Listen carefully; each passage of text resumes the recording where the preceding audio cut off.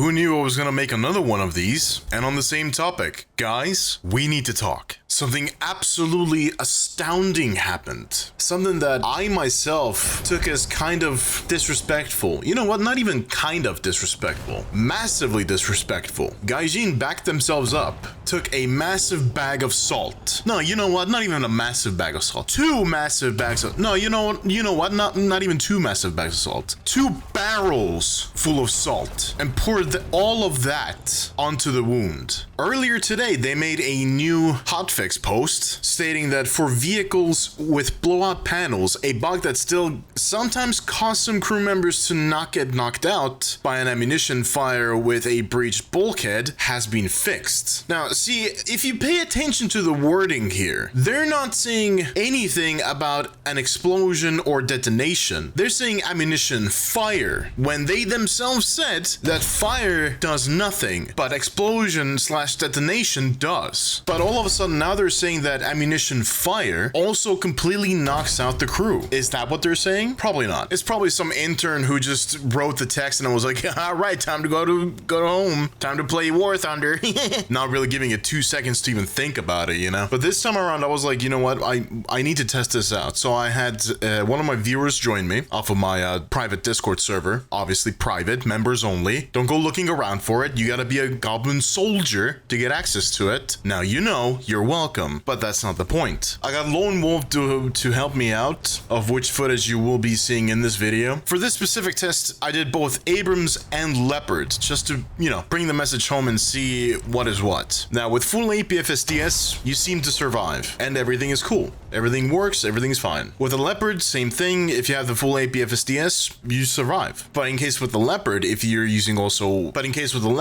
have full rack of HE, you're dead. Now, in case with the Abrams, things are a bit different. Now, APFSDS, you survive. All good, no problem. You bring at least 1 heat shell, and you can still survive. I don't know exactly what the limit is, how many heat shells you can bring, but that's besides the point. Top tier Abrams, like, I don't know if all of them have, but at least some of them have that special heat round that's also a proxy. Now, I tested with full set of those heat proxies, which have obviously a smaller amount of TNT in them, and I didn't get ammunition exploded, which was kind of weird. From that, we can tell that even if you bring a couple of them, you're still fine. If, let's say, if you're running APF, but you want to bring a few of those proxies with you just in case. Let's say there's a helicopter or a plane or something that you can then engage that as well. You bring a few of those and you should be fine. But when I switched over to full heat, like not the proxy heat, but the other heat, I went kaboom. So we did the same testing with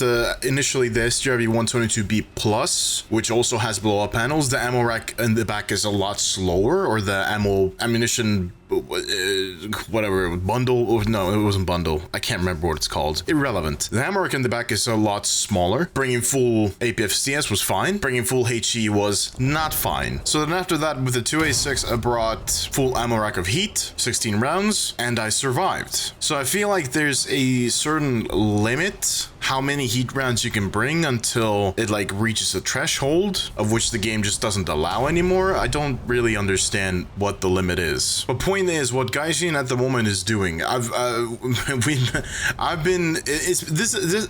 this has all been sitting in my head for these couple days now. We've been chatting in Discord, and I've seen y'all's comments, and I couldn't stop thinking about one specific thing. Gaijin doesn't really care about video evidence. That's not really evidence in any case. Now, I understand their viewpoint. They see a tank get hit, survive the hit. Cool. What round was used? What rounds did the tank have?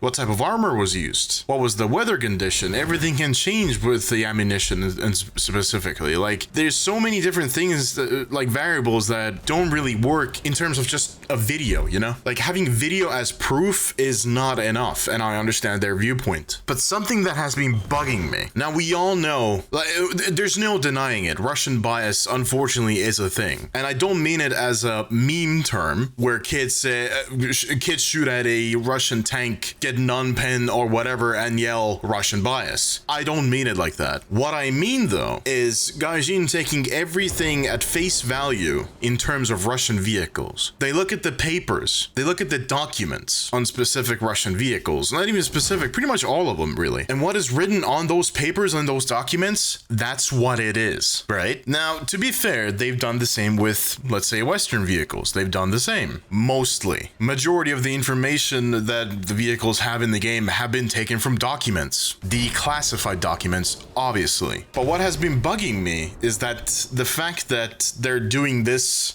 weird change now where you all of a sudden die when you're running heat or HE, or like it just gets a lot riskier, doesn't really make any sense. Gaijin, if you're taking everything at face value and you want the documents, you were given declassified documents. Matter of fact, 2 declassified documents telling you that they work perfectly. So how about you use the documents then? If you take everything at face value, take those documents at face value. One of the documents was written by CIA, if I remember correctly, which has now been declassified, obviously, which states that the blow-up panels work perfectly, the blast door works perfectly. Why don't you take that at face value? If everything else what you're doing is, oh, it says that the Russian MBT T90M frontal armor is 3 million millimeters, then it must be it, right? And then they set it to 3 million. I know it's not 3 million, but you know, I mean, if they're trying to be sneaky here and try to be like, I don't know, like somewhere, maybe somebody saw a video on the internet and was like,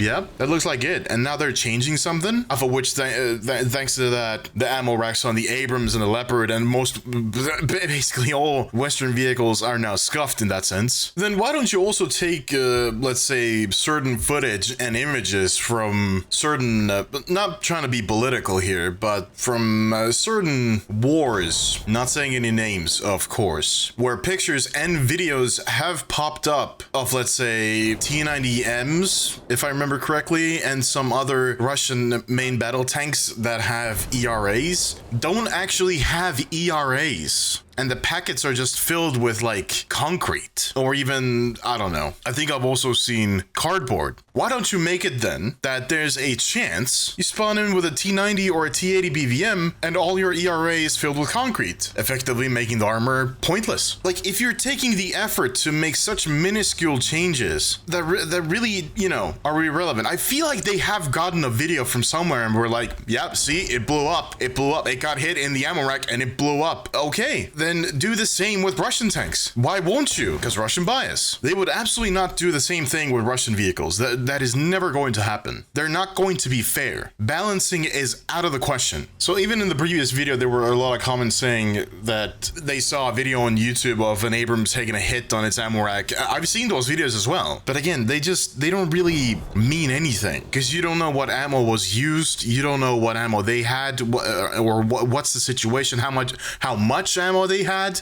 You don't really know anything in that sense. You don't know what the hell's going on. Effectively, people who see those types of videos and then bring those as examples, y'all realize that you're acting like Gaijin, right? Taking everything at face value. You don't know what's behind the scenes. You don't know the details. The details are missing from those video clips. But the wild part is that we have concrete evidence. There's literal documents that prove the otherwise, that state the otherwise. And Gaijin is choosing to ignore them. And yet, to be fair, the game is old, right? The game engine is, oh boy, they're basically holding on to the game engine like, you better not die on us right now. Today is not your day. But maybe it's time for an improvement. If your game engine lacks the power to, you know, do specific things, maybe it's time to, you know, upgrade, get a better engine. Now, I understand they've been running the same engine ever since they started making games, like their very first game in like the 1800s or whatever. That was a joke.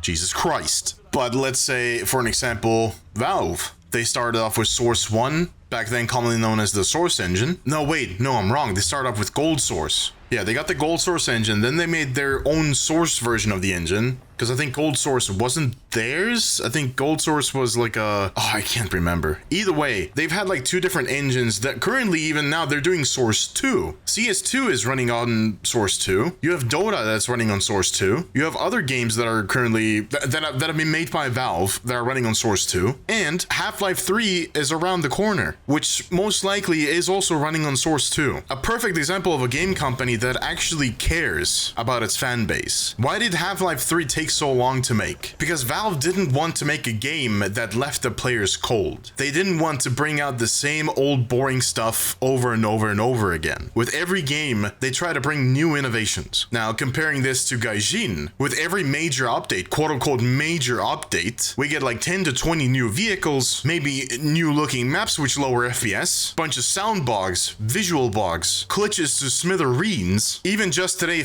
I saw a video of, I don't know if it's an old bug or it's new. I'm guessing it's new, but I just saw the video of somebody hooking themselves up to it was an L3 that hooked himself up to a train wagon, and then an MBT pushed the train wagon off its rails, off a cliff. The train wagon started flying, and so did the L3 that was connected to it by the cable, and they just flew off. Not that far though, probably like 50 to about 100 meters maybe, around that area, maybe a bit more. My point being, there's game companies that actually care and produce awesome content. Sure, the games at start might not also be as polished when they produce that content, but they actually fix the game. Now, Gaijin is trying to fix these issues, but they're working slow. They can't fix the issues fast enough. With every major update, they're creating new issues, new bugs, and they don't have the manpower to fix them. I mean, for God's sake. In the last video, I spoke about that sound bug that we had. How long did it take him to fix that? A major bug where we can't hear the enemies. We can't hear them. It took him almost a month, didn't it? A month! That's unheard of. Any other game, if there's a game-breaking bug, they are on it. They are fixing it. A bug such as you can't hear the enemies? Like,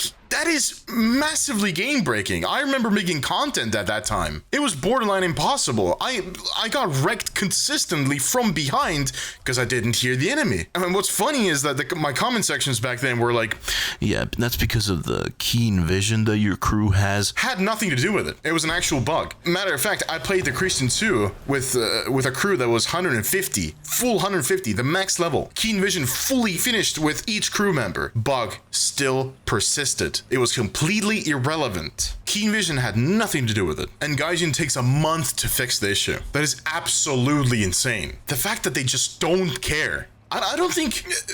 I know EA is a bit of a scummy company, right? We've all known this. They've always been a terrible company. I haven't heard much about wargaming, but all I've heard has not been positive. But at this point, I feel like Gaijin is worse. I'm a CC for Gaijin. I'm a content creator for Gaijin. I am partnered with them. And I honestly feel like I don't want to be connected to them anymore. Like, the company is just, like, I'm honestly speechless on how Gaijin just treats their player base and their fans, and just... They're just putting their money in the wrong places. They're getting tons of money each year, but they completely fail to put the money where they need to put it. So yeah, I got really nothing to say about this. They don't care about their players. All they want is money. The game is more broken than Cyberpunk was at its launch, and the Russian bias is absolutely insane. As a game that has tanks and planes from all countries, all major countries, should not be biased towards any nation, but a company that was created in Russia and now resides in Hungary because of the tax benefits, for whatever reason chooses still to be Russian bias. And Gaijin, it doesn't matter if you say you're not biased. Matter of fact, has Gaijin ever even said that they're not biased towards Russia and Russian vehicles? I don't think they have. But even if they were to say that, you're not fooling anyone. We see through your lies. We know exactly what's going on. And it just pisses me off that I somehow chose to play this game and it got me views. And now I pretty much can't play any other game because those videos don't get views, which means I can't pay my bills. FYI, being a Gaijin partner would be irrelevant, because Gaijin doesn't pay me. They give me free stuff in the game and that's it. I pay my bills with mostly, thankfully, now with videos and ad revenue. And sometimes even donations when people choose to donate. But even still, please guys, do not donate. And I just find it insane that this is where we're at right now with War Thunder. I think I legitimately feel like getting off the Gaijin partner program, saying no to all the benefits, and just speaking my mind, what I actually think. Because right now, unfortunately, I am restrained. And even if, like, at one point I do lose it, I will speak my mind of what I actually think and what we should do. It's just sad. A game that I used to just enjoy playing, even recording background content for this video that you're listening to right now. For whatever reason, just every game I didn't feel like playing. I felt dead inside. Like my mind just isn't there anymore. I can't tell if it's because... Now, guys, don't get me wrong. I'm not trying to look for sympathy or any of that shit. Keep that shit out of the comments. But what I'm trying to say is War Thunder doesn't give me the excitement that I had previously. And I feel like they're letting me down. They're letting all of you down. They're letting all of us down. Except for Russian mains, obviously. They're having a great time, dude. Book M3, dude. Like, come on, right? Right? No Russian bias, right?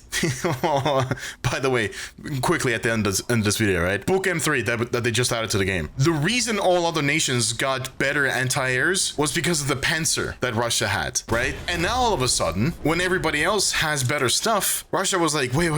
But our anti-air can't possibly be at the same level as everybody else. It can't possibly be balanced. So let's add another Russian anti-air. And they added the Book M3, which I would say, just looking at the statistics, is marginally better than anything that was added to the game, considering all the better anti-airs and stuff. I just find it ridiculous, like how obvious the Russian bias is, and just Gaijin is just putting their fingers in their ears and just going la la la la. I can't hear anything. Like, dude, come on, we can all see it. We're not stupid. Okay, this video again has gone on for too long. Thank you guys for watching. I really appreciate it. If you want to, you can also like and subscribe to the video. And I now quite often stream on Twitch, so if you want to come and watch me stream, the link to my Twitch is in the description. And yeah, thank you guys for hearing me out once again about this absolutely ridiculous topic that we shouldn't be having, but unfortunately we are having. And I'll see you all in the next video.